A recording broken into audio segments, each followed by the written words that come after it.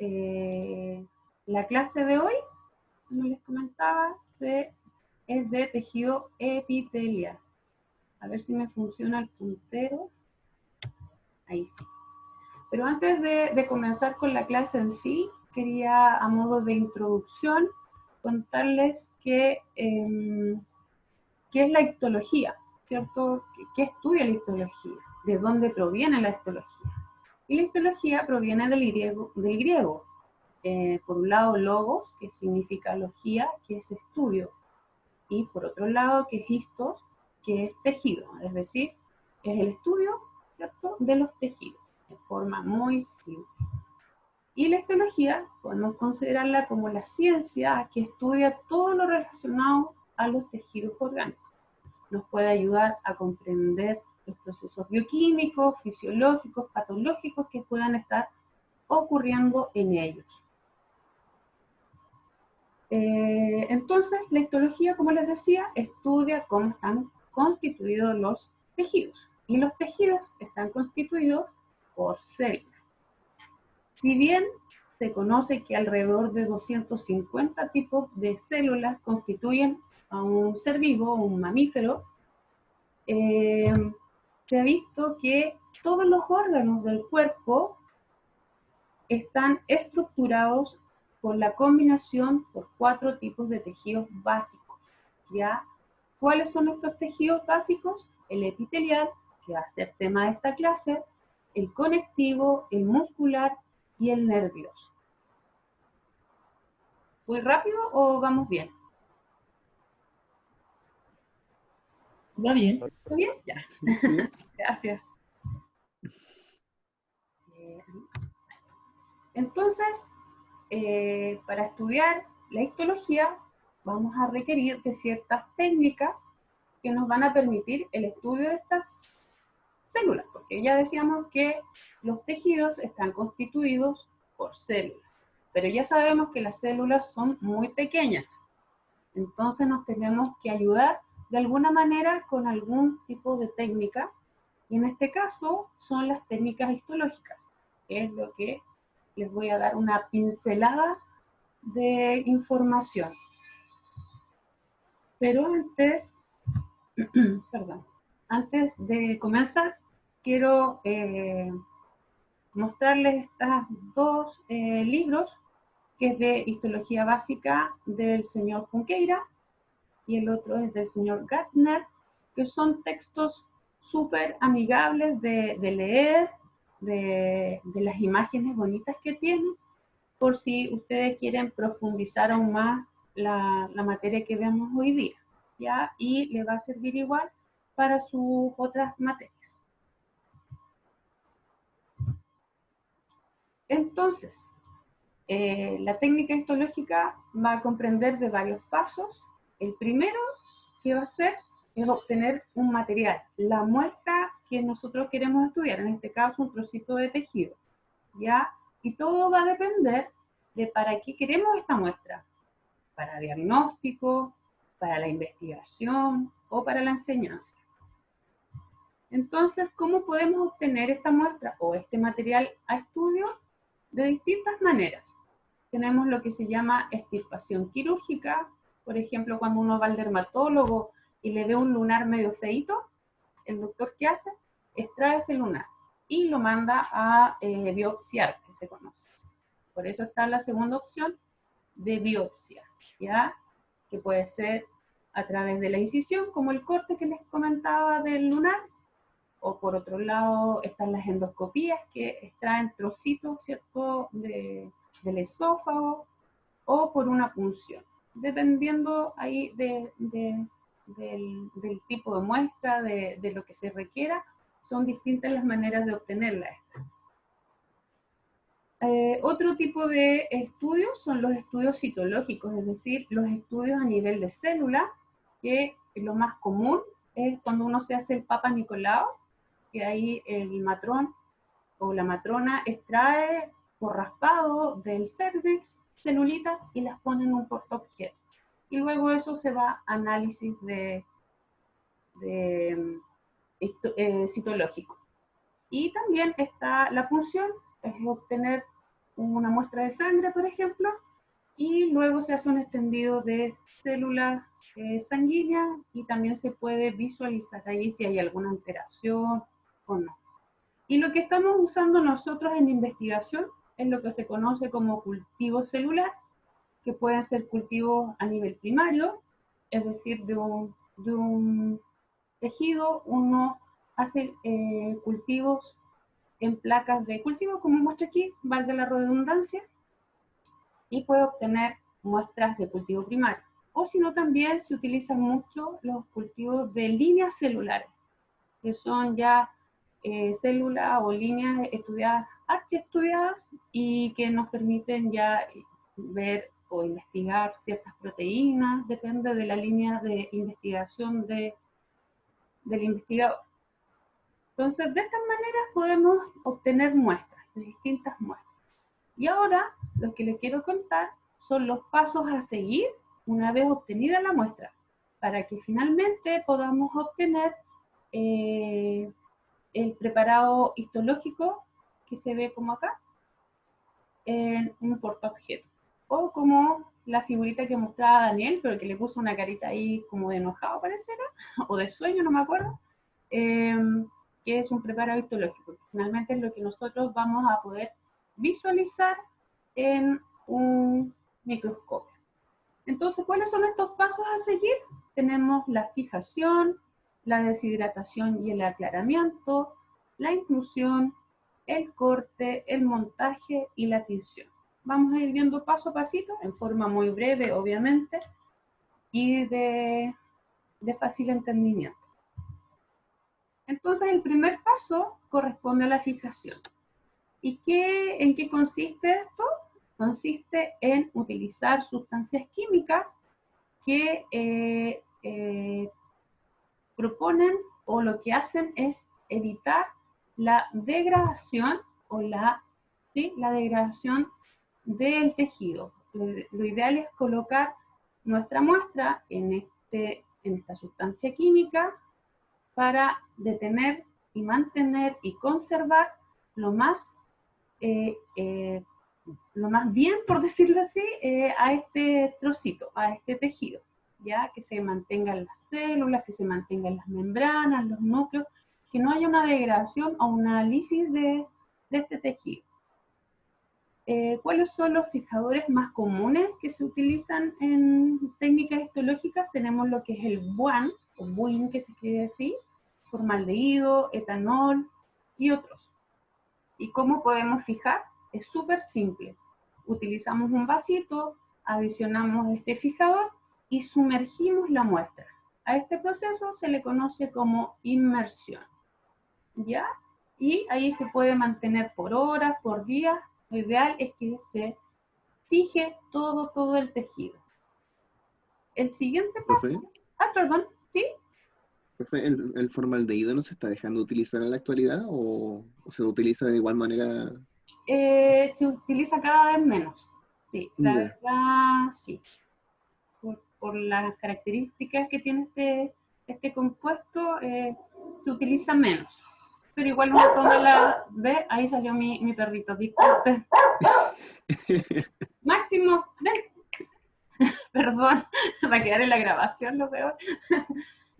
Como les decía, eso, que cada vez se está usando menos. El que más se utiliza es el BUAN. Dentro de todos estos fijadores, el BUAN es el como más inocuo para la salud Ya, de uno. ¿Ya? vale. Gracias. El segundo paso corresponde a la deshidratación y aclaramiento. Tenemos acá el monito que nos muestra ya que fijamos nuestro preparado, ¿cierto? Por inmersión. Aquí menciona otro proceso de fijación, que es la perfusión, pero ya se utiliza cada vez menos porque en este caso es como, no me gusta hablar mucho de esto porque se utilizan animalitos de experimentación, en este caso ratitas, y que a través de una cánula se le pasa el fijador, que es como bastante agresivo, chocante, y todo esto, las leyes y de protección animal están evitando ese trabajo a través de evitar que uno utilice estas técnicas. pero a veces nos requiere de otra para poder estudiar. Pero es a modo de conocimiento, pero yo prefiero esta. Inmersión, ¿ya? Entonces, ¿por qué tenemos que deshidratar la muestra? Porque después nos viene un proceso de, ¿cómo se llama? De inclusión de nuestra muestra a un material sólido, ¿ya? Entonces tenemos que hacer que nuestro tejido, como es casi 90% agua, ¿cierto? Tenemos mucha agua en nuestros tejidos, en nuestras células, tenemos que sacar esa agua para que pueda incluirse bien en lo que viene en las etapas siguientes. Entonces, a eso se le conoce como un proceso de deshidratación, que no es más que pasarlo por una serie de alcoholes que va desde un porcentaje menor a uno mayor, y de esa manera se deshidrata la muestra. Y el proceso de aclaramiento, que viene su nombre porque finalmente la muestra queda totalmente transparente, es tratar nuestra muestra con sileno o silol, ¿ya? ¿Y qué hace este compuesto? Lo hace miscible, es la palabra, pero es como mezclable frente a lo que le vamos a colocar ahora a nuestra muestra, ¿ya? Le da una preparación previa para que lo que vamos a poner ahora quede bastante perfecto, por decirlo así. Y así es la técnica además. Entonces, este es el siguiente paso, el paso de inclusión, en donde tenemos nuestra muestra, la colocamos en un recipiente y ¿qué hacemos? Le adicionamos parafina líquida, ¿ya? Esta parafina se parece incluso a los cubitos que uno ocupa para prender la combustión, ¿cierto?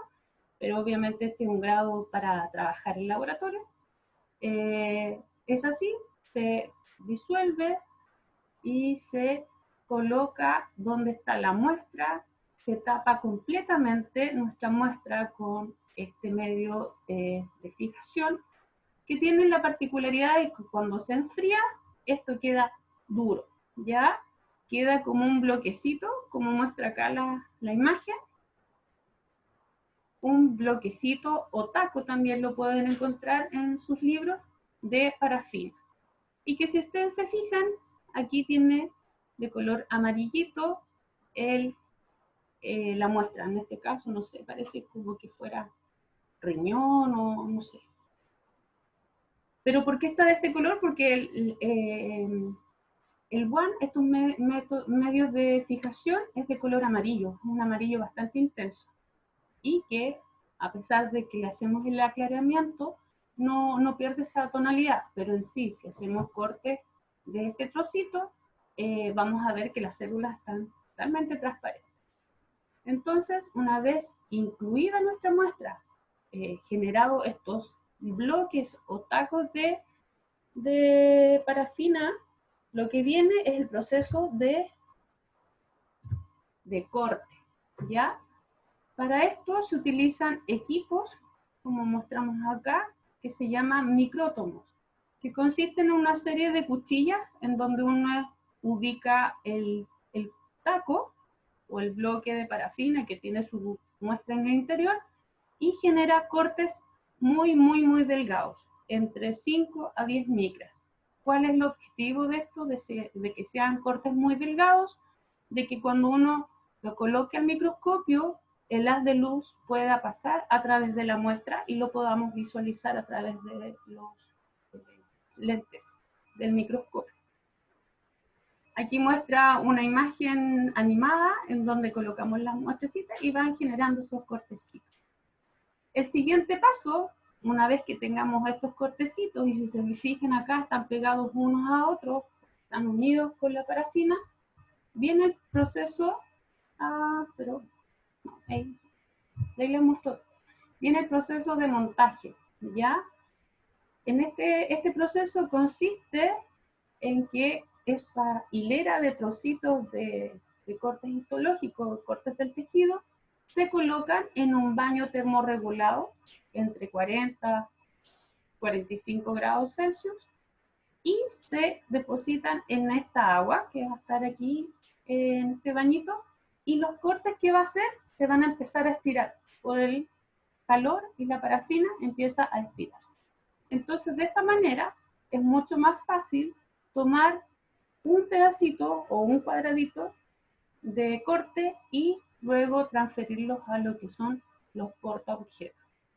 Entonces, esa tirita de preparados que teníamos se van sacando de a uno y se van colocando por separado en los portaobjetos y se procede a lo que se llama secado después para que se adhiera bien ese cortecito al preparado. Quería mostrarles antes que ustedes no pueden olvidarse que los tejidos son tridimensionales, ¿cierto? No es algo plano, sino que tridimensional. Entonces, como están embebidos en este taco y uno realiza cortes de este tejido, lo que vamos a obtener, dependiendo de la ubicación, ¿cierto?, de nuestro taco, van a ser distintos planos de nuestro tejido. Entonces, quiero mencionarles que a veces se habla de cortes transversales, porque los podemos visualizar de esta manera. Aquí está gráficamente como una manguerita, por ejemplo, o un tubo digestivo, puede ser más histológico, que si hacemos un corte transversal nos va a quedar todo el halo, ¿cierto?, de esta forma. A diferencia de que si es un corte longitudinal, se va a ver de distinta manera nuestro preparado. Así que hay que tener ojo. Y esta imagen nos va a ayudar a entender más adelante lo que es la polaridad celular, que si nos fijamos acá, tenemos, estas son células, y esta zona más como la cavidad de este tubo, como el hoyito de este tubo, se le conoce como la luz del órgano o la luz del tejido, y que está en contacto con el lado apical. A diferencia del otro, que va a estar acá, que va a estar más lejos, que va a estar en su lado basal. Quiero que lo mantengan así en su mente, no lo olviden porque lo vamos a volver a tomar más adelante. Ahora les quiero mostrar en un corte histológico cómo se ven estos planos. Por ejemplo, este es un corte histológico de músculo, ¿ya? Y cuando hacemos un corte transversal, es decir, de esta forma, así se ven nuestras fibras musculares, ¿ya?, con sus núcleos hacia la periferia y las estriaciones que tiene el músculo.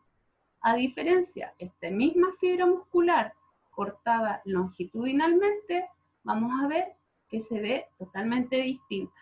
Entonces hay que tener bastante buen ojo para diferenciar cuáles son los cortes, si está en corte transversal o longitudinal, ¿ya? Entonces aquí podemos ver que los núcleos están hacia la periferia y que se ven las extensiones hermosas aquí del músculo estriado.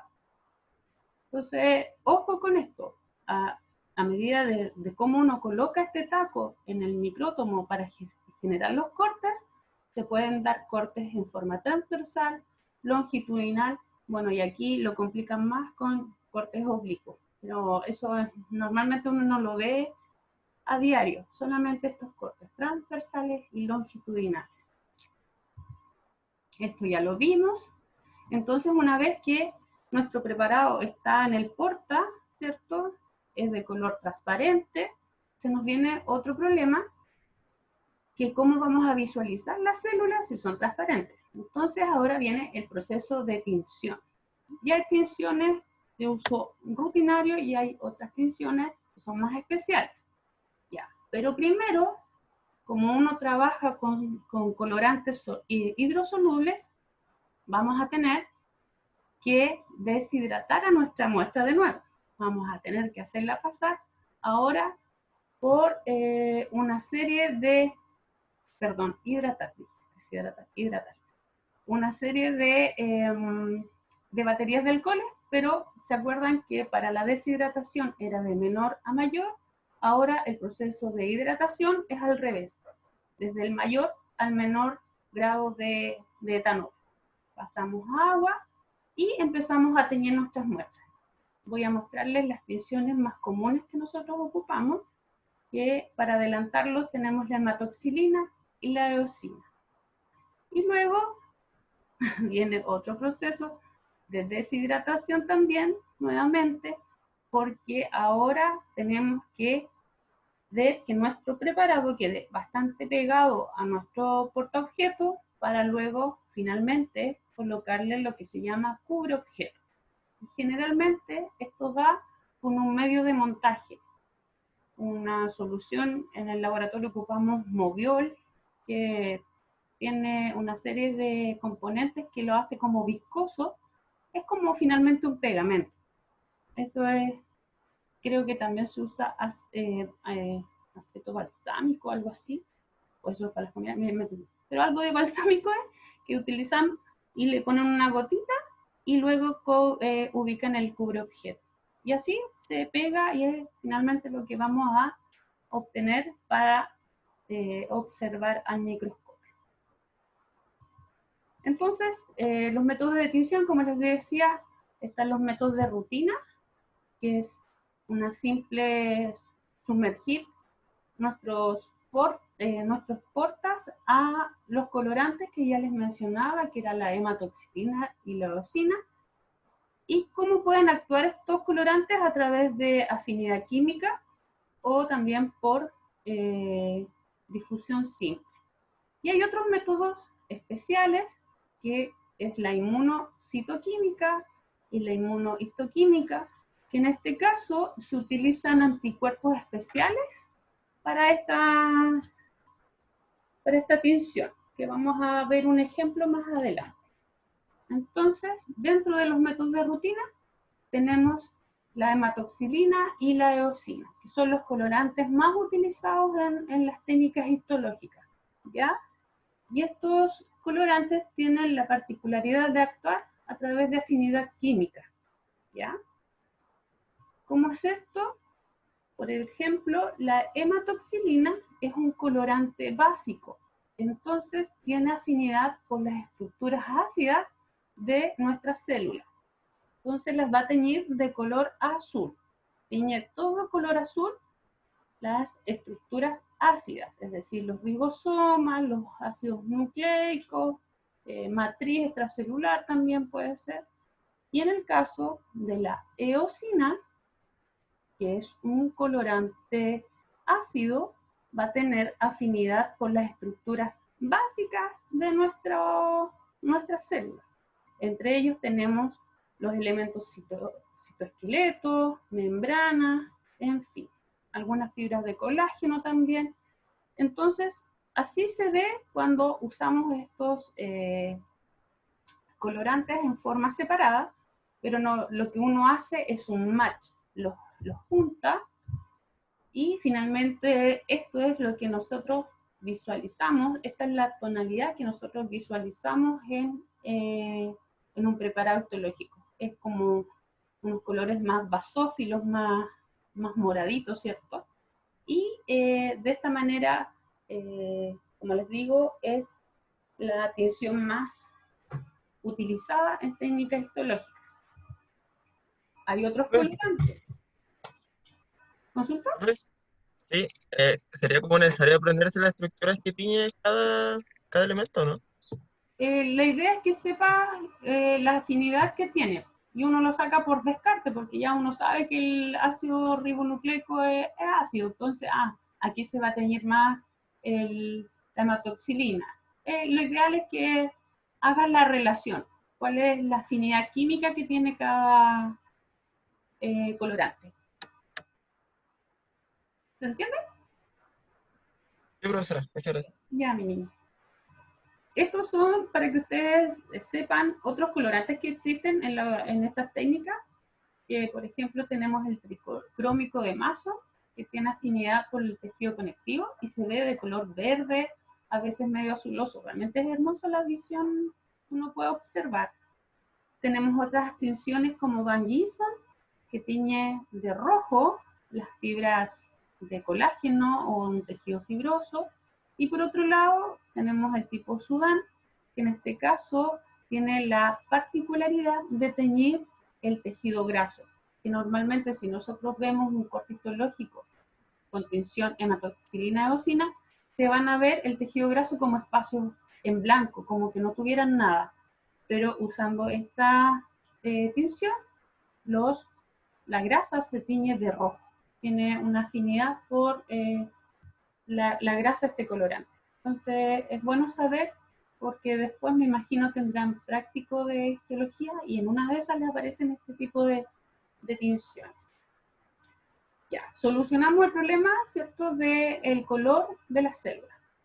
Ahora, no, pero me estoy adelantando. Perdón. Quería mostrarles este otro método especial, que es la inmunohistoquímica. Se habla de histoquímica cuando es un corte de tejido, pero también esto se puede realizar en células. Y en ese caso estaríamos hablando de una inmunocitoquímica, para que sepan la diferencia. Histo de tejido, cito de células. Entonces, este es un corte histológico de hígado, en donde tenemos, páncreas. Donde tenemos dos estructuras que podemos ver, un páncreas exocrino, que es bastante más basófilo, más moradito, ¿cierto? Y una zona mucho más clara, en forma de glomérulo, por decirlo así, que corresponde a los islotes de Langerhans. Se sabe por literatura y por investigaciones de que los islotes de Langerhans tienen la particularidad de secretar una proteína que es la insulina, ¿ya? Y cuando queremos ver realmente que está expresando o produciendo esta proteína, esa parte del tejido, si usamos una tinción normal, clásica, hematoxilina eosina, no vemos que aquí hay una proteína, ¿cierto? La verdad se ven distintas tonalidades, pero podemos ver las dos regiones de lo que conforman a este páncreas. Sin embargo, si utilizamos esta técnica de inmunohistoquímica, en donde se caracteriza por usar anticuerpos específicos para una proteína que uno quiere estudiar, que es de interés de uno, el panorama cambia inmediatamente, porque les voy a mostrar aquí, podemos visualizar en el mismo corte histológico, tenemos nuestro páncreas exocrino, pero donde se produce esta hormona, ¿cierto?, la insulina, se ve totalmente visible de que ahí está, en esta zona del islote de Langerhans, la insulina, o en este caso la proteína que nosotros queramos ver, ¿ya? Entonces, estos métodos inmunohistoquímicos o inmunocitoquímicos se utilizan anticuerpos que son específicos para la proteína que uno quiere estudiar, y que en este caso va acoplado, unido, ¿cierto?, a un cromógeno, a una sustancia de color. Y eso finalmente es lo que estamos viendo en la imagen, que se ve de tonalidad más cafezosa, ¿ya? Es decir, que ahí, como va unido el anticuerpo específico para esta proteína, la insulina, se adherió este anticuerpo a la insulina, y como va marcadito con color, uno es lo que aprecia en un corte histológico por esta técnica de esta manera. ¿Quedó claro esta parte? ¿Se entiende? Sí, profe. ¿Sí? Sí, profe. Qué bueno. ¿Sí? Bacán. Pasamos a la siguiente. Bueno, tenemos otro problema, chicos. Ustedes saben que las células son muy pequeñitas, ¿cierto? Las células eucariotas creo que andan alrededor de los 3 y 100 nanómetros, y las células eucariotas todavía aún más pequeñitas, son mucho más pequeñas. Entonces, se dice que las células pueden medir entre 3 a 10 veces menos de la capacidad del poder de resolución del ojo humano. Y esa capacidad de poder de resolución del ojo humano es alrededor de 100 micras. Y como vemos entonces, estas células tan pequeñitas, porque visualmente uno podría ver el huevo de una gallina, ¿cierto? Porque es una célula, pero bien, porque anda justo en el rango del poder de resolución del ojo. humano. Pero ¿cómo hacemos con las estructuras más pequeñitas? Para eso se generaron instrumentos llamados microscopios. Entonces, quiero mostrarles en forma muy rapidita los microscopios que se utilizan ya sea para enseñanza o también para la investigación. Por ejemplo, acá tenemos el microscopio de campo claro, que es el microscopio clásico que uno utiliza en las clases de histología, ¿ya? Y nos permite ver imágenes en estas tinciones, hematoxilina o vecina, ¿ya? Luego existen otros microscopios mucho más bacanes, como dicen ustedes, en donde, por ejemplo, la microscopía de fluorescencia utiliza anticuerpos que van acoplados a un componente fluorescente. Esto es muy parecido a lo que veíamos en la inmunohistoquímica, ¿cierto? Que les mencionaba anteriormente, pero en este caso, más que un cromógeno, usa un compuesto fluorescente, que estos microscopios de fluorescencia tienen una luz o una ampolleta, por decirlo así, que emite una cierta longitud de onda y eso excita a este compuesto y finalmente esta marca es proyectada a un computador y que podemos visualizar de esta manera. Por ejemplo, este es un corte de una célula, puede ser muscular quizás, no sé la procedencia de la imagen, pero de que se ve que utilizaron un anticuerpo para proteínas de citoesqueleto, se ve claramente, porque se ve en todo el citoplasma de la célula y se ve fluorescente, ¿cierto? Y eso es porque se generó una emisión con la ampolleta que genera este microscopio y se capta la imagen en un computador. Otros microscopios mucho más sofisticados, tenemos lo que es el microscopio electrónico de transmisión y el de barrido, los cuales utilizan como bombazos de electrones. Aquí no hay luz, hay utilización de electrones, en donde la diferencia entre uno y otro, tenemos que la de transmisión nos permite observar ultraestructuras dentro de la célula. En cambio, el de barrido nos permite ver la superficie celular. Esta es como la gran diferencia entre estos dos microscopios electrónicos. Ambos, el microscopio de campo claro y de fluorescencia, usan ampolletas, y en el caso de los electrónicos usan como bombazos, por decirlo así, o emisiones de electrones. Esa es la gran diferencia. Y obviamente lo que uno puede visualizar también. Como les decía, uno es las ultraestructuras, el otro es la superficie. En cambio, en una microscopía de campo claro podemos ver células, pero un poco no tan a nivel micro y ultra celular, sino que más cercano a lo que puede verse el ojo, pero obviamente aumentado con los aumentos del microscopio. Y eso con respecto a lo que es la técnica histológica, ¿ya? Ahora pasamos a lo que es el tejido epitelial.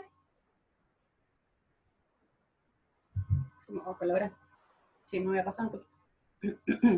El tejido epitelial, ¿cómo podemos definir un tejido epitelial?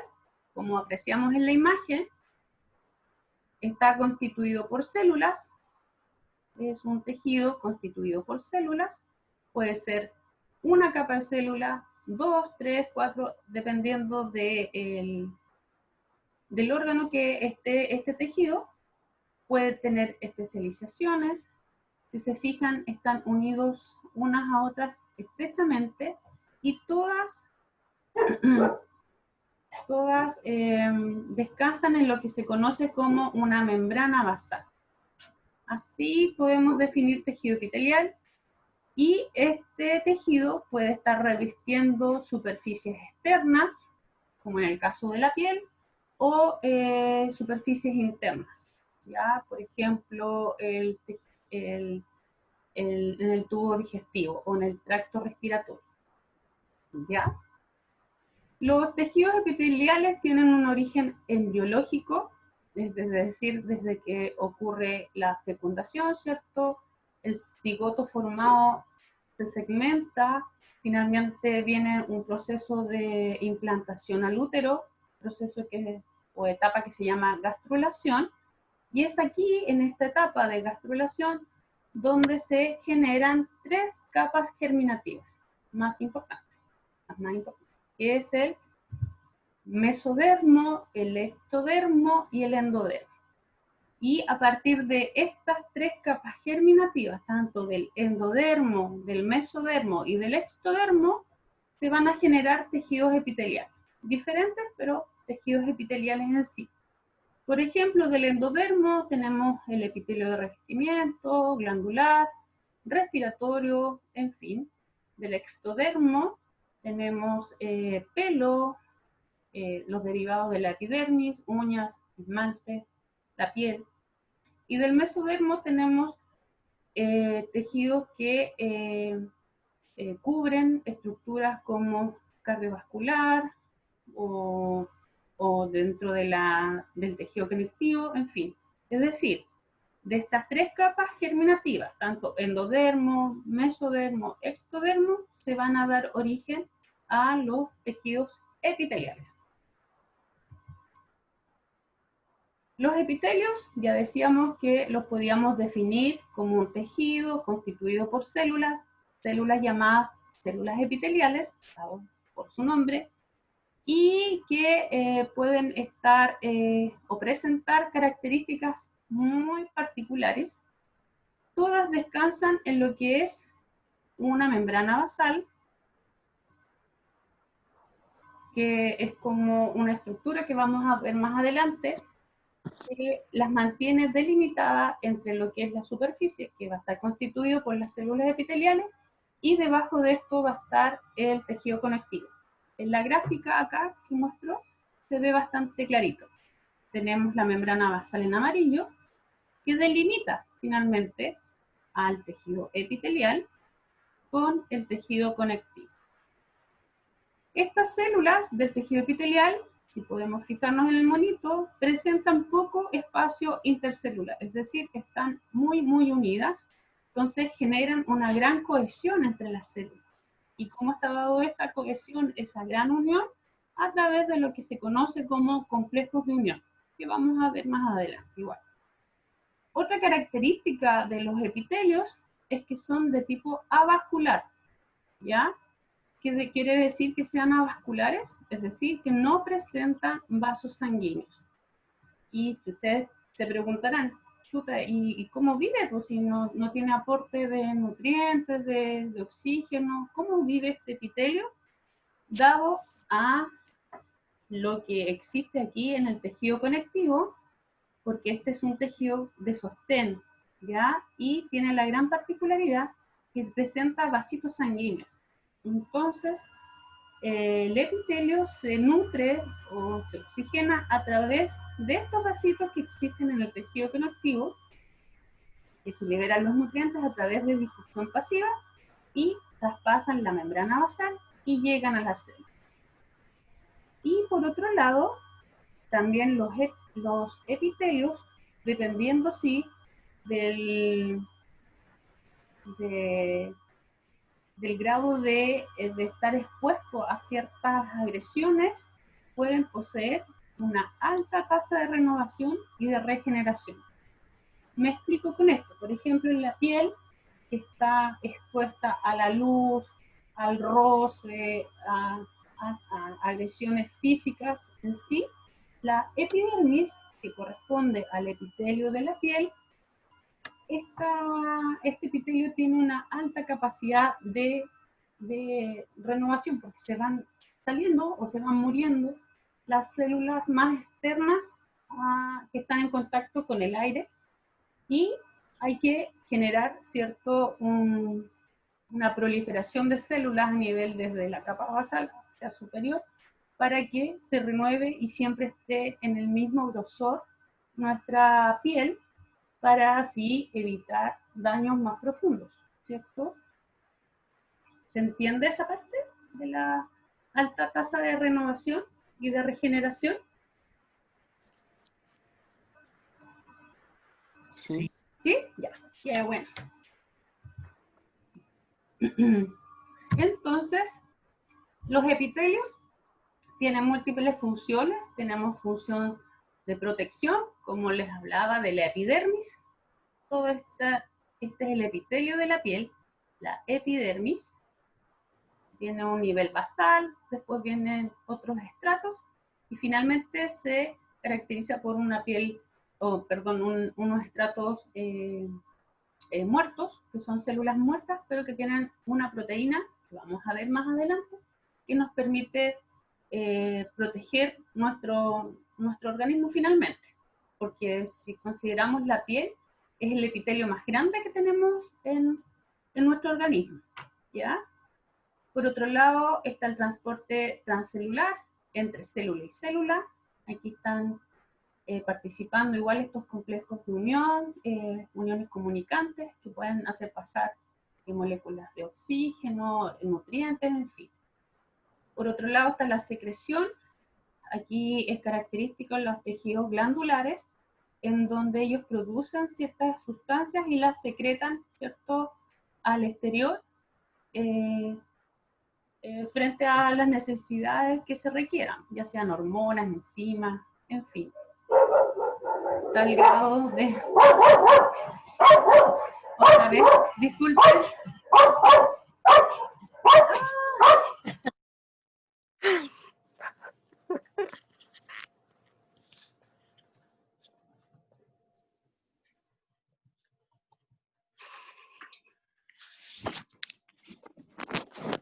Bota al máximo. ¿Ves? Yo les dije que se iban a portar malito mis perritos. Ay, perdón. Bueno, quedamos en la absorción. En el caso de, del tejido gástrico, por ejemplo, se absorben nutrientes, en fin.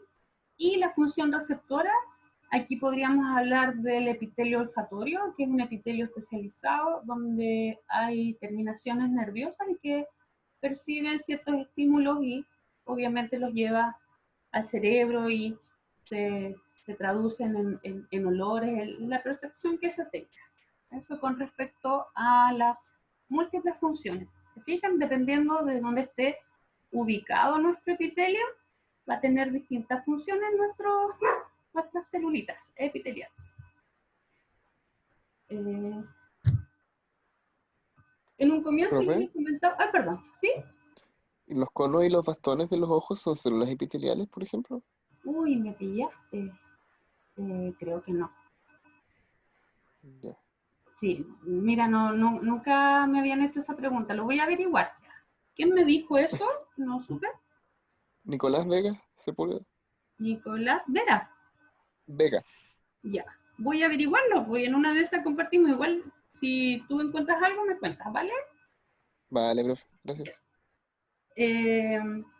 Tenemos entonces, yo les comentaba en un principio de que los epitelios los podíamos dividir en dos tipos, ¿ya? Están los epitelios de revestimiento y por otro lado están los epitelios glandulares, ¿ya? Los epitelios de revestimiento son como hojas de células. Aquí se ve el puntero, chico, o no? Yo estoy mostrando el puntero y no sé si se ve. Sí. Ah, sí. Sí. Entonces son hojitas de célula o acúmulos de células, ¿cierto? Que pueden revestir por un lado internamente o externamente. Y en el caso de los epitelios glandulares, aquí las células tienen una función principal, que es de secreción y que forman glándulas. Ahí vamos a ver cómo se forman. Entonces, vamos a empezar a hablar por los epitelios de revestimiento. Ahí. Entonces, podemos clasificar los epitelios de revestimiento según algunos criterios morfológicos. ¿A qué me refiero con esto? Primero podemos ver el número de capas que están constituyendo a este epitelio. Podemos ver que tenga una sola capa de células o que tengan más de 2. Por otro lado, podemos clasificarlos como por la forma y características que tengan sus células. Y por otro lado, tenemos que en algunos casos, algunas células tienen grados de especialización. Chiquillos, permítanme un segundo, discúlpenme, pero mis perros si quieren comer a un señor afuera. Denme un segundito.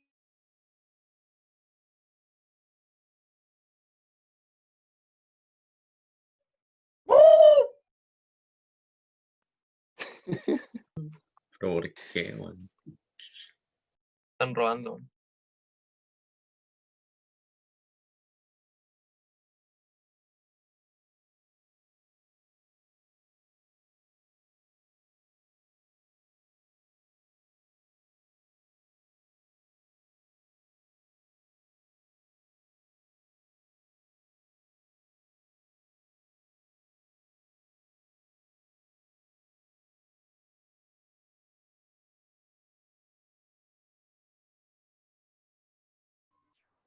Disculpen todas estas interrupciones, chicos, qué espanto, pero bueno, son cosas que pasan. Marcos Villagrán se está incorporando recién a la clase, estamos terminando. Bueno, no importa.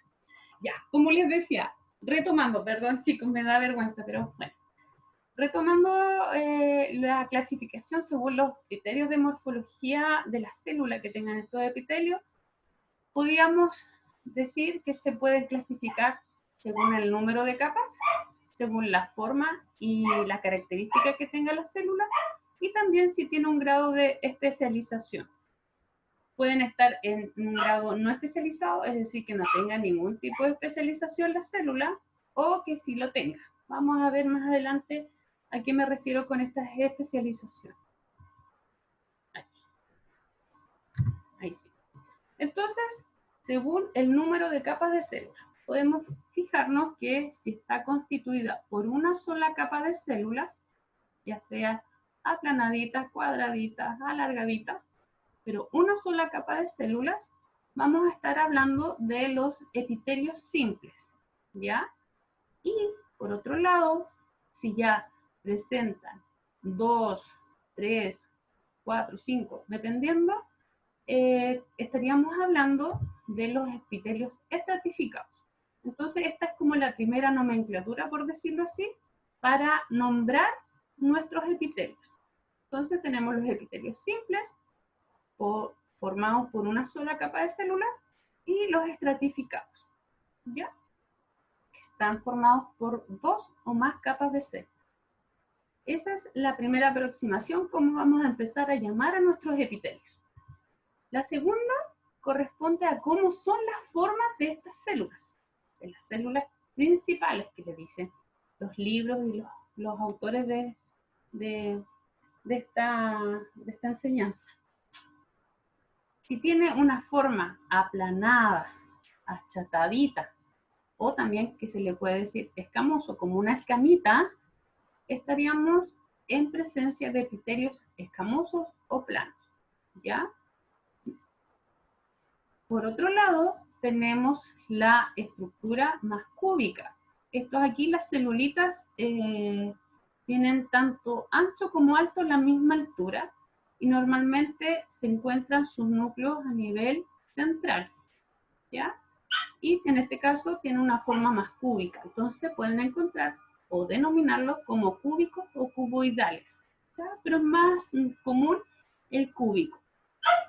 Y por otro lado, tenemos los cilíndricos o columnares, porque sus células tienen esa forma, más como una columna.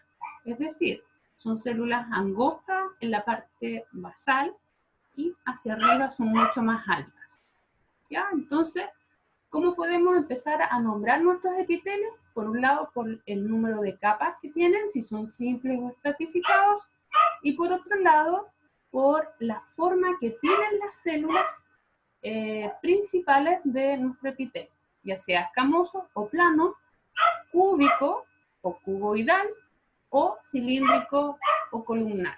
Y eso uno, al visualizarlo en un preparado histológico, uno ve estas estructuras, la verdad se ven así. El diagrama es perfecto, obviamente, pero visualmente en un corte histológico sí se ven así, ¿ya?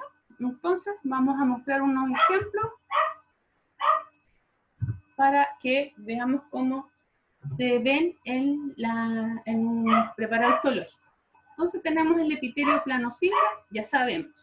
Plano porque sus celulitas son aplanaditas, ¿cierto? Y simple porque está constituido por una sola capa de células.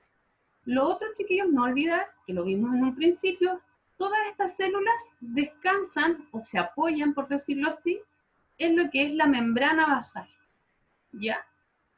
Que está descrita aquí o graficada de un color más moradito. Y el resto es siempre el tejido conectivo, ¿ya? Siempre están unidos. Entonces, por ejemplo, en esta imagen que corresponde a un vasito sanguíneo, tenemos globulitos rojos, ¿ya? Esta es la luz de nuestro epitelio, y el epitelio son estas células. Si se fijan, son células aplanadas, planas y de una sola capa de células. Ahí estaríamos hablando, en este caso, cuando corresponde a vasitos sanguíneos, se le habla de endotelio, recibe como un nombre especial. ¿Ya? Por ejemplo, cuando se habla del tejido, perdón, del epitelio de la vejiga, se habla de urotelio también. Dependiendo de algunos lugares, se toman nombres especiales. Por ejemplo, el endotelio es lo que son los vasitos sanguíneos. Aquí hay otro ejemplo donde muestra la flecha. La verdad se ve casi solamente el núcleo en estas estructuras que corresponden al corpúsculo renal, y en especial está delimitando lo que se conoce como cápsula de Bowman, que eso lo van a ver en sus clases de riñón finalmente más adelante, pero que sí, se fijan, es un epitelio plano simple. Epitelio cúbico, ya sabemos, cúbico porque es cuadradito, simple porque es una sola capa de células, y la podemos visualizar, ¿ya? Así, en un corte histológico. ¿Ven? Yo les digo, si se ven, como el dibujito se ve en el tejido. Por otro lado, cilíndrico simple. Bueno, ustedes van a quedar con esta presentación igual grabada, pero hay ciertos sitios donde se presentan esta estructura y me gustaría que igual trataran de aprendérsela, ¿ya? Entonces, para ir avanzando más rápido, porque igual la hora no... Estamos cerca de la hora y me falta mucho. Tenemos que, en este caso, cilíndrico simple, simple porque es una capa, cilíndrico porque, miren las células, realmente son altas y angostas. ¿Se ve? Son angostitas, pero muy altas. ¿Profe? ¿Sí? ¿Pero eso no dependería del corte? No, Para nada. se ven así. Sí, dependiendo del corte, se ven. Se ven más altas, en el caso del cilíndrico, se ven altas. Sí, lo ideal sería tener como un microscopio virtual y lo viendo al tiro. Pero bueno. Ya. Sí, ¿cierto? Ya, mi niño. En el caso de los estratificados, ya sabemos que es porque tienen muchas capas de células. Podemos ver el monito, ¿cierto? Pero acá, ¿qué le da el apellido que sea plano o escamoso? Chiquillos, pongan ojo en la última capa de células. En este tipo de epitelios, que son estratificados, para poderle poner el apellido a nuestro epitelio, tenemos que fijarnos en la última capa de células. En este caso, sería plano, porque la última capa de células es plano, ¿ya? En este caso se habla de no queratinizado, porque no presenta queratina. Vamos a ver en otro tejido más adelante de que hay otros que son estratificados, pero queratinizados. Entonces, cada característica que tenga nuestro epitelio y la parte más superficial, es decir, esta zona, ustedes tienen que poner ojo para poderlo visualizar bien. Porque en este caso, uno podría decir, es estratificado porque tiene varias capas de células, pero la principal de acá, superior, es plana. Bien, ¿dónde podemos encontrar este tipo de epitelio?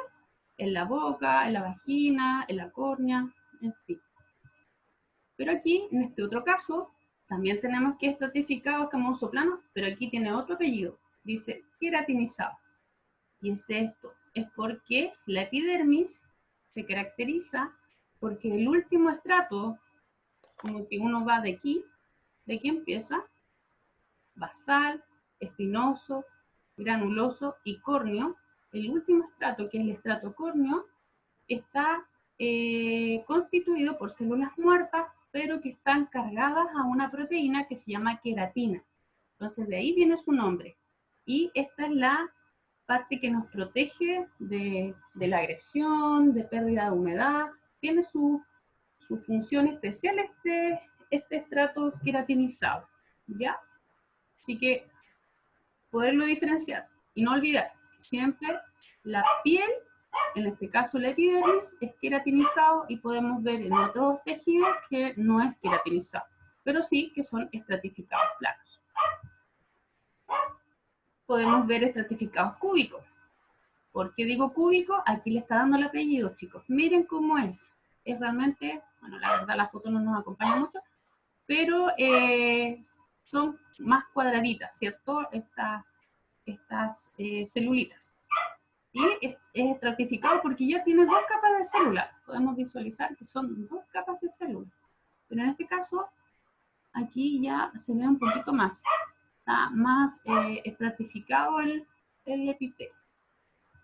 Siguiente, cilíndrico. Estamos viendo puros estratificados, es decir, varias capas de células, pero en este caso es cilíndrico, porque la última capa de célula es cilíndrica. Aquí se puede visualizar un corte transversal de un conducto excretor de glándula mamaria, y que tenemos, que aquí están más cuadraditas, ¿cierto? Pero la última capa superficial o principal es de tipo cilíndrico, ¿ya? Y que obviamente este es el haz o la luz de este conducto. Lo mismo que en la otra, tenemos varias capas de células y la última es cilíndrica. También podemos ver que existen epitelios especiales, que tenemos el epitelio pseudoestratificado. La palabra pseudo corresponde como que parece, ¿ya? Es decir, si vemos la imagen, aquí vemos que hay como varias capas de células, ¿cierto? Sin embargo, este epitelio es pseudoestratificado. Parece que es estratificado. Los pseudoestratificados siempre están constituidos por una sola capa de células. Pero ¿qué pasa? ¿Por qué se ven así? Es porque las células epiteliales, en este caso, todas parten de la membrana basal, pero no todas tienen la misma altura para llegar hacia el polo apical, a esta zona. Es decir, que van adquiriendo distintas alturas estas células, pero todas parten de la misma lámina basal. Pero eso es lo que nos hace parecer que fueran mucho más estratos, o más, sí, estratos, que fuera una sola capa de células. Pero uno sabe, ¿sí? ¿Dónde se encuentran? Aquí vamos. El clásico ejemplo de un tejido pseudoestratificado es lo que está en la parte superior del tracto respiratorio. Es decir, en lo que es la tráquea, los bronquios. También podemos verlo en la trompa auditiva y en otras partes. Pero es clásico el epitelio pseudoestratificado cilíndrico, pero además que tiene otro apellido que es ciliado, ¿ya? Porque tiene una especialización. Si vemos, tienen ahí unas especies de pelitos que obviamente esa célula va a tener otra función también.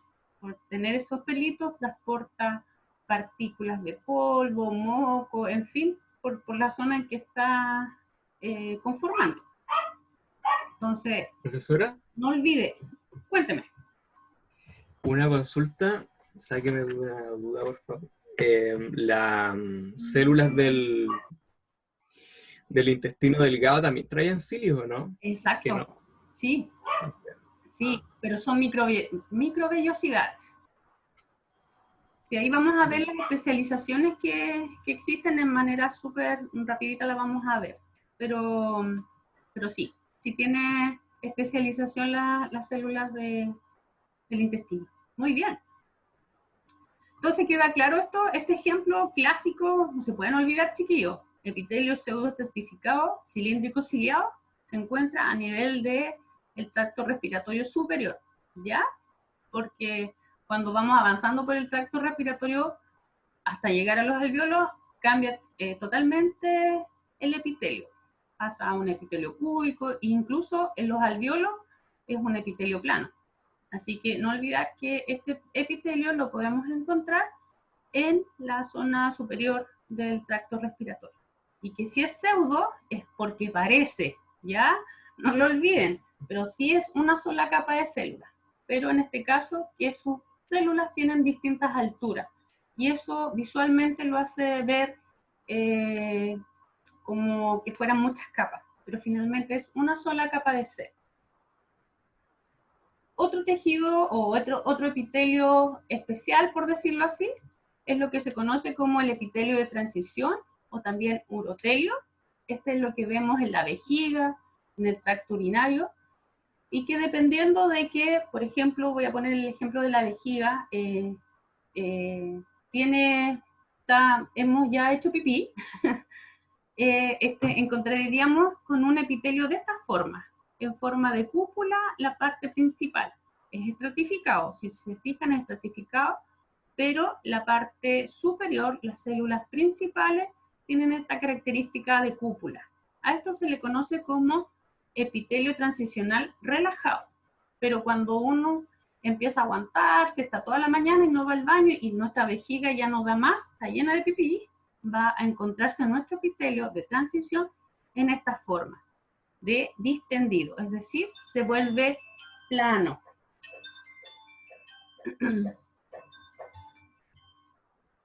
Así que eso es como epitelios especiales. Epitelio de transición, tenemos el urotelio, y el otro epitelio especial es el pseudoestratificado. Ahora, con respecto a las especializaciones de los epitelios de revestimiento. Cabe destacar que las células epiteliales presentan dos regiones, por decirlo así, ¿sí? Dos regiones diferentes, incluso con funciones diferentes, que marcan lo que se conoce como la polaridad celular.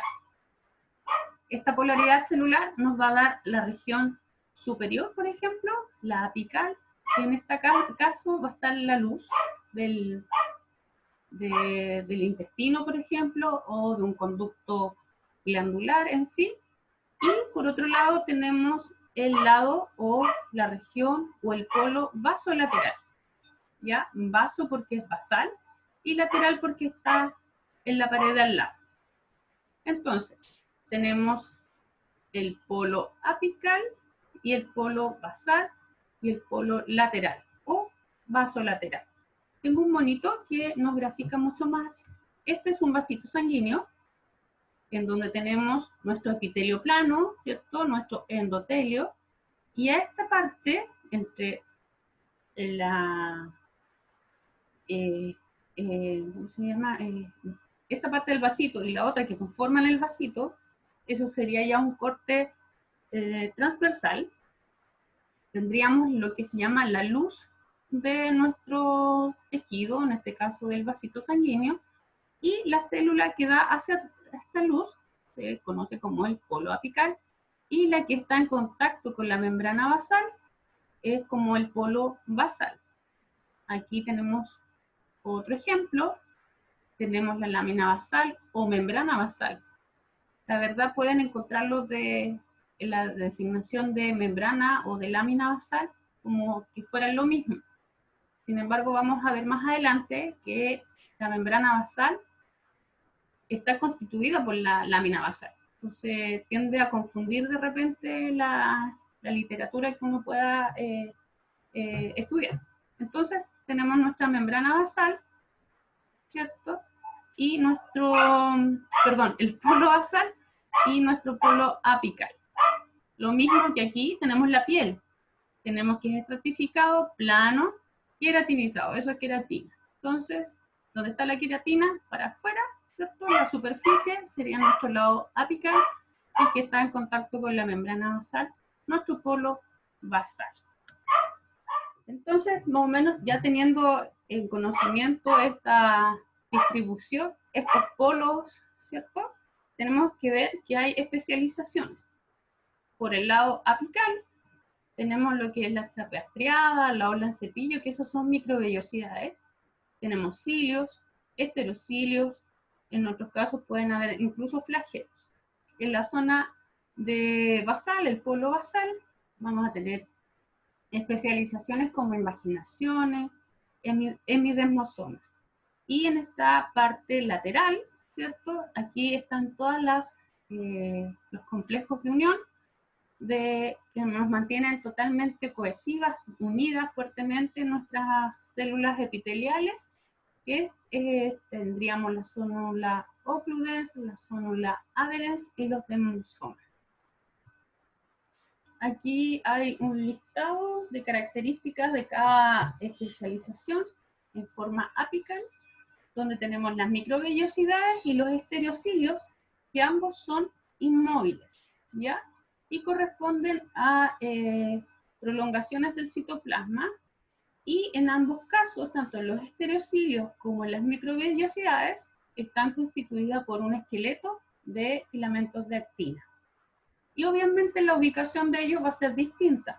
Por ejemplo, tenemos lo que se conoce como la chapa estriada de la mucosa del intestino delgado, que era lo que me mencionaba el compañero hace un momento atrás. Y por otro lado también lo podemos encontrar en lo que es el ribete de cepillo del túbulo contorneado proximal del riñón. En cambio, los esterocilios podemos ubicarlos tanto en el epidídimo oído. Y obviamente la función que tienen estas es aumentar la superficie de absorción, dependiendo... no, sí, esto sí, pero los cilios vamos a ver que tienen otra función, me estaba confundiendo.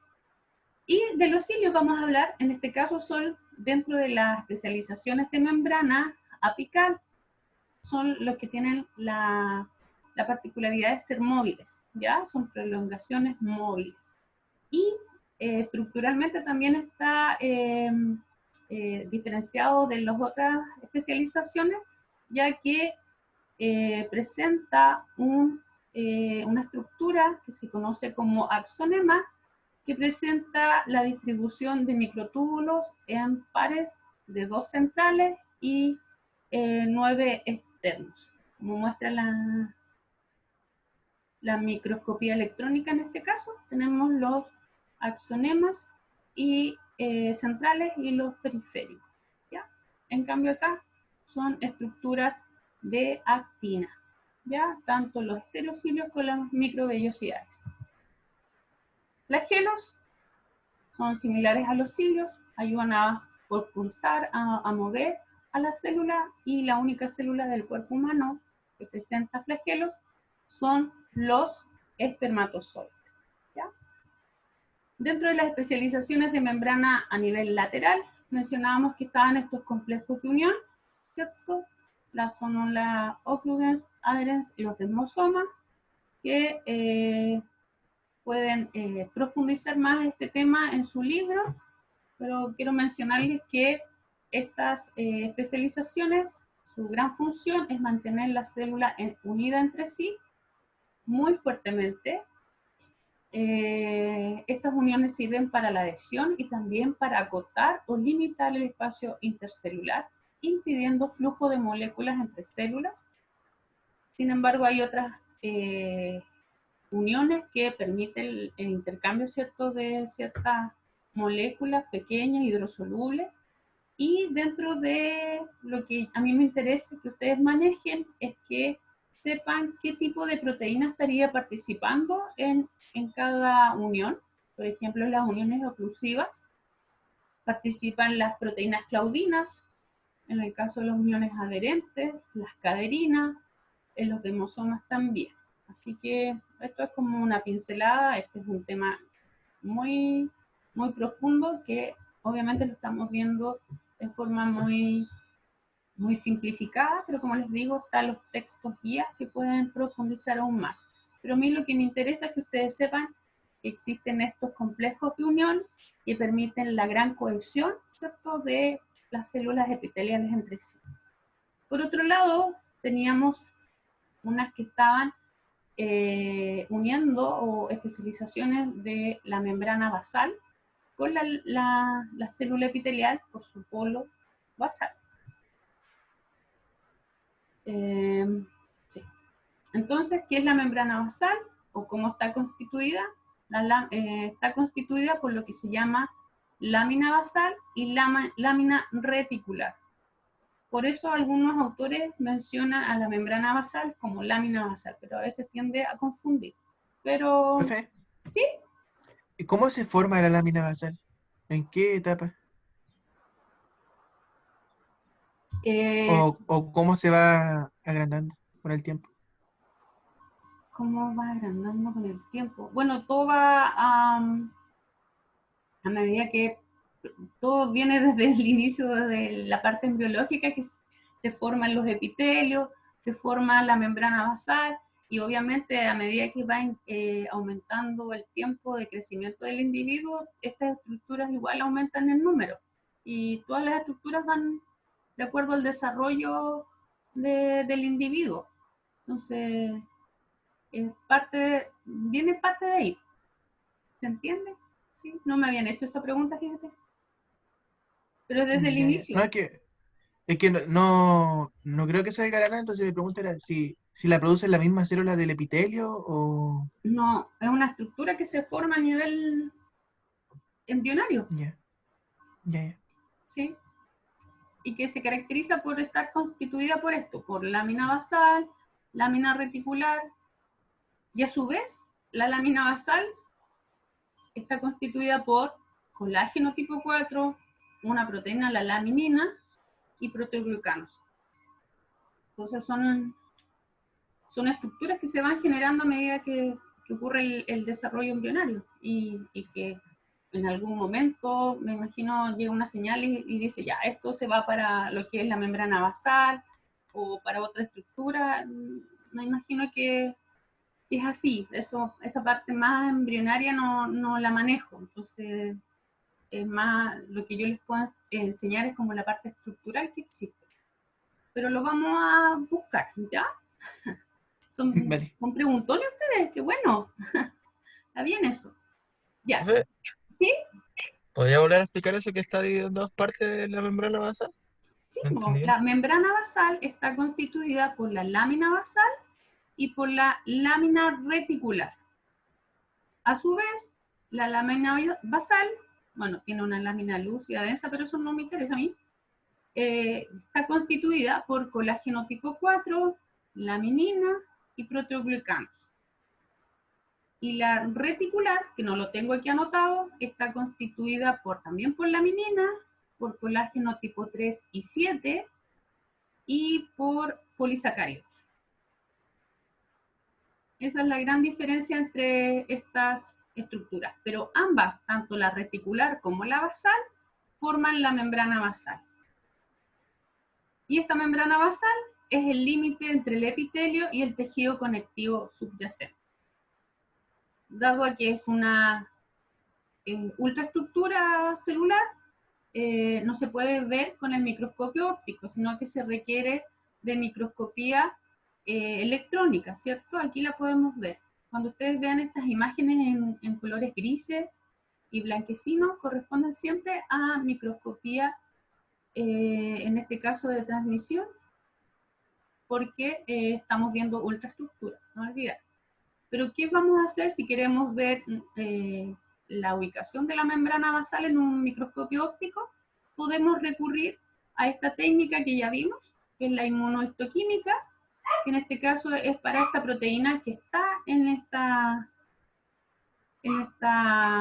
lámina basal, que es la laminina. Entonces utilizamos una inmunohistoquímica o dirigida a esta proteína que nosotros sabemos que está en la membrana basal. ¿Ya? Dentro de las funciones de la membrana basal tenemos que actúa como una barrera de permeabilidad, ¿cierto? otorga estabilidad a los epitelios, porque ya veíamos imágenes que siempre está la membrana basal y las células epiteliales están pegaditas de ella, entonces ella le da como estructura, rigidez un poco, estabilidad a los epitelios, y también actúa como una interfase entre los tejidos epiteliales, los musculares, nerviosos, es decir, todas las células tienen membrana basal, ¿ya? Y que está en contacto al tejido conectivo subyacente. Dentro de las especializaciones de la membrana basal, hablamos de los hemidesmosomas, de las invaginaciones, en que dan finalmente estabilidad o anclaje a la célula epitelial con la membrana basal, como que las adhiere, como las pega, ¿ya? Y en el caso de los hemidesmosomas, presentan proteínas como la integrina, que es parte de este complejo de unión finalmente del polo basal a la membrana y al tejido conectivo, finalmente. Ahí como que hace un lazo para que esté bastante unida a nuestra célula epitelial. Y en el caso de las invaginaciones no es más que pliegues de la membrana basal que aportan una mayor área de superficie a la célula. Y para finalizar, estoy más atrasada, disculpen chicos, con todas las interrupciones, pero esta parte es rapidita. Tenemos el tejido epitelial glandular, que se origina a partir de penetración de células epiteliales que estén en la superficie y que penetran hacia lo que es el tejido conectivo. Hay algunos casos en que estas penetran estas células y generan como una especie de conducto. Y por otro lado, tenemos estas que otras que penetran al tejido conectivo, pero se forman como acúmulos, ¿cierto?, de células, ¿ya? En este caso son células especializadas que tienen la particularidad de secretar, ¿ya? Y dada esta diferencia de que si forman o no conductos, las podemos clasificar en dos tipos. Tenemos las glándulas exocrinas y las glándulas endocrinas. Las glándulas exocrinas son estas que generan o forman un conducto y secretan, obviamente, estas células, sus componentes secretorios, lo secretan a un conducto. Eso es exocrino. Cuando se formaron y estaban así como especies de nódulos, ¿cierto?, como grupitos de células, ellas no presentan conductos y su secreción la vierten a los vasos sanguíneos que están cerca de ella o vasitos linfáticos.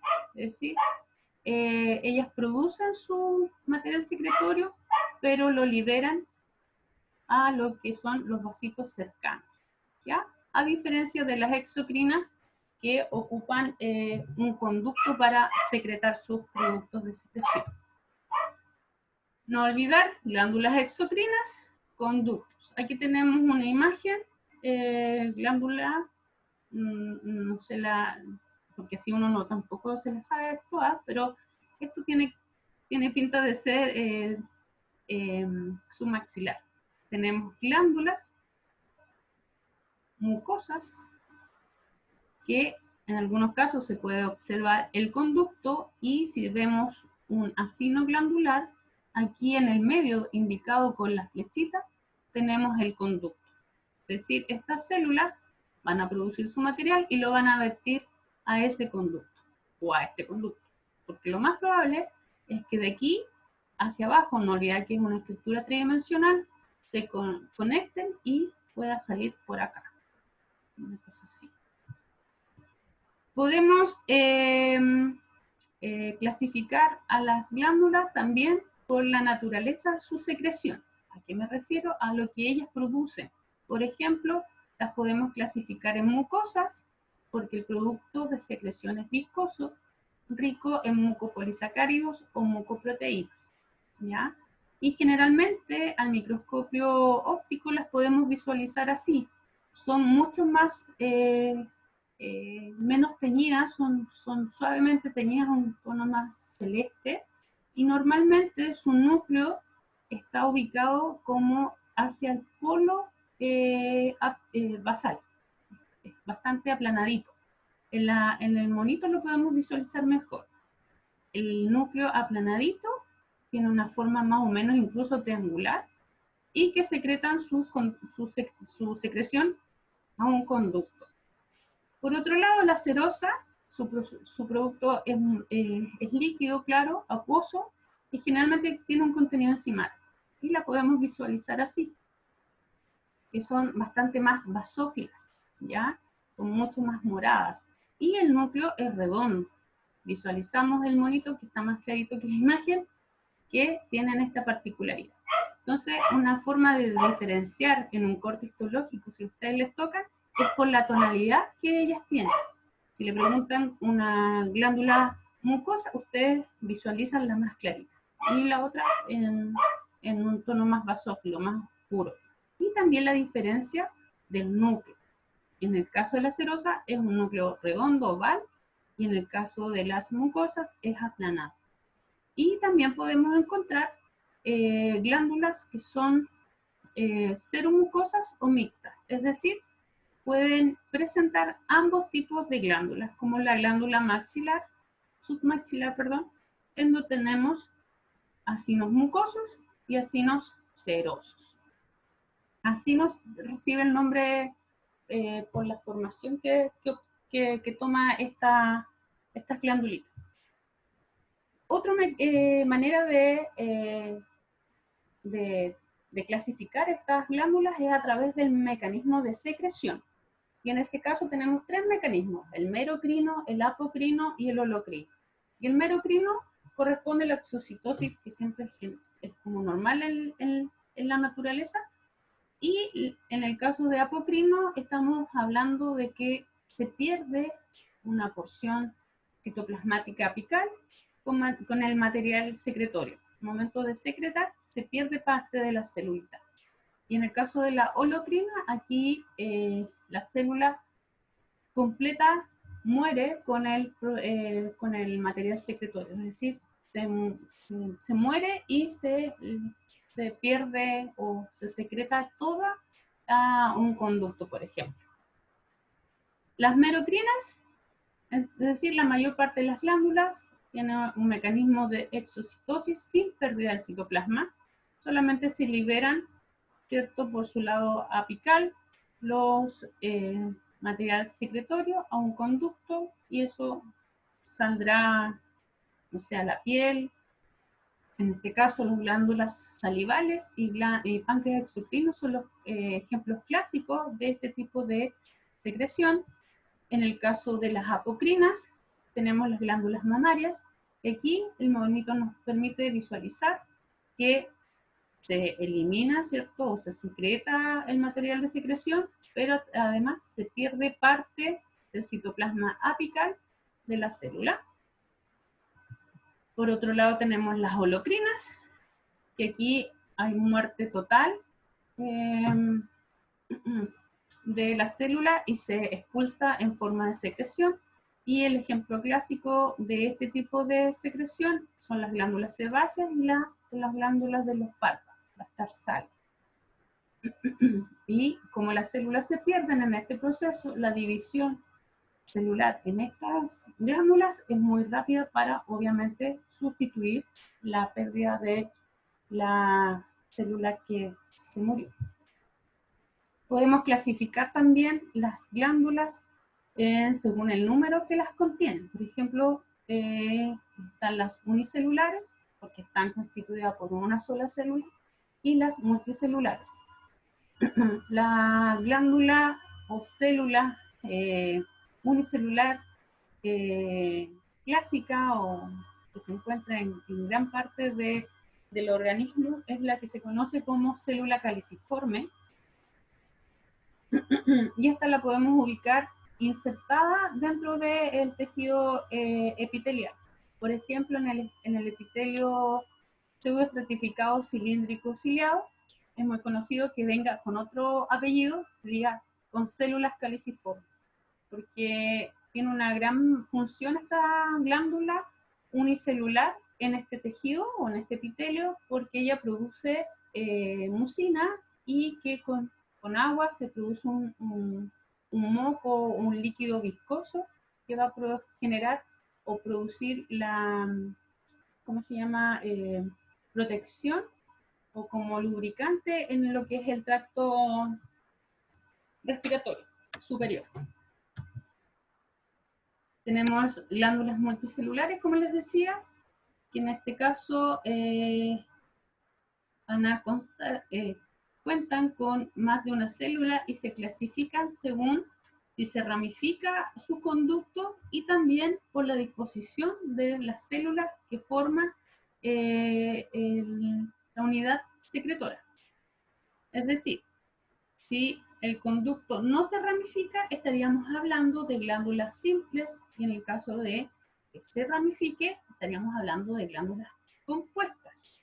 ¿Ya?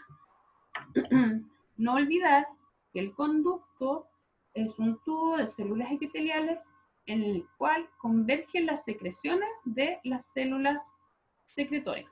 A esta zona o a esta estructura de la porción secretora se le conoce también como adenómero, ¿ya? Y es el grupo de células que liberan su secreción, ya sea al conducto, ¿ya? En este caso estaríamos hablando de una glándula simple, porque es un solo conducto. En este caso, una compuesta, porque ya el conducto se ramificó. Y a su vez, el adenómero también está totalmente ramificado. Entonces, no olvidar, según el conducto, si están o no ramificados, se pueden dividir en simples y en compuestas. También, según la unidad secretora, este adenómero, también la podemos clasificar, y en este caso, la imagen de aquí de la izquierda, en azul, podemos ver que tienen esta conformación más tubular. Ya las células glandulares están ubicadas de tal forma que forman un tubo, por eso su nombre es tubular. En el caso de las acinares, podemos ver que es una estructura casi llena de estas células, por decirlo así, forma como una especie de acino, por eso su nombre, y que las células están dispuestas en forma triangular, con su núcleo hacia un extremo, hacia el polo basal, y que hacen un estrecho conducto. A diferencia de las alveolar, que son más pequeñas las células que la constituyen, las glándulas, y que dejan un espacio mayor, como parecido al alveolo, por eso su nombre. Entonces, no olvidar que por conducto, si está ramificado o no, se pueden clasificar, y también por la unidad secretora. Entonces, aquí hay una serie de ejemplos con imágenes que podemos ver en lo que son las glándulas tubulares, acinares y alveolares. Y por último, las glándulas endocrinas, no podemos olvidar que eran estas que carecían de conducto y que su producto de secreción lo liberaban hacia lo que son los capilares o los vasitos sanguíneos más pequeños, y que los tejidos que tienen este tipo de glándulas, los más característicos son las glándulas suprarrenales y la glándula tiroides. En esos dos tejidos, en estos dos órganos, podemos encontrar esta característica, son glándulas endocrinas, ya carecen de conducto. Y las glándulas endocrinas se pueden organizar de dos formas. Una en forma de cordones, si podemos fijar, tenemos aquí un vasito, o aquí también tenemos un vasito, y estas se forman como cordones, se juntan, se anastomosan alrededor de los capilares. Entonces producen su secreción y la liberan a el capilar. En cambio, en la forma folicular, esta característica de lo que es la glándula tiroides, tenemos que se forman estos folículos tiroideos a estas estructuras que son redondas, que tienen un epitelio cúbico y que tienen como una piscina al medio, que eso es coloide, aquí lo que hace la célula folicular o tiroide es secretar sus hormonas hacia esta piscina, las almacena y cuando ya el organismo lo necesita, hay una señal y lo que hace es absorber de esta forma las hormonas ya concentradas en esta piscina llamada coloide, la absorbe y la libera hacia un vasito sanguíneo lo más cercano posible. Entonces, esta es la manera que tienen las glándulas endocrinas en secretar su material secretorio y la organización que ellas pueden encontrarla en el organismo. Existen glándulas mixtas, es decir, que van a presentar tanto glándulas exocrinas como endocrinas, y estas, las más conocidas, es el páncreas, donde hablamos de la insulina, que se secretaba por los islotes de Langerhans, y jugo gástrico por el páncreas exocrino, que se encuentra por fuera de estas estructuras de los islotes. En el caso del hígado, también presenta una parte endocrina que secreta factores de crecimiento insulínico, y por otro lado la exocrina, que secreta bilis. Eso como cultura general para que ustedes sepan de que existen órganos de nuestro organismo que presentan ambas glándulas. Y con esto estoy sobrepasada el tiempo, chicos. Les agradezco su atención y estos son mis correos para que si tienen alguna duda me la hagan llegar. Si no, estaríamos listos y desearles que tengan una buena semana. Todavía estamos a miércoles y un bonito 18 igual, que lo pasen súper bien, se cuiden, estén en familia y eso. No sé, alguna consulta, duda. Pido las disculpas por mis perritos. ¿No? ¿Estamos? Profe, el PPT lo va a subir, ¿verdad? ¿Cierto? Sí, Sí, voy a subir la grabación.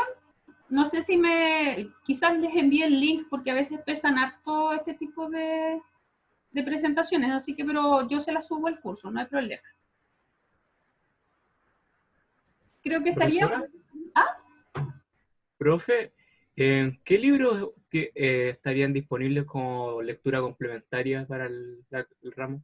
Yo al principio les presenté dos libros, el Gärtner y el Junqueira.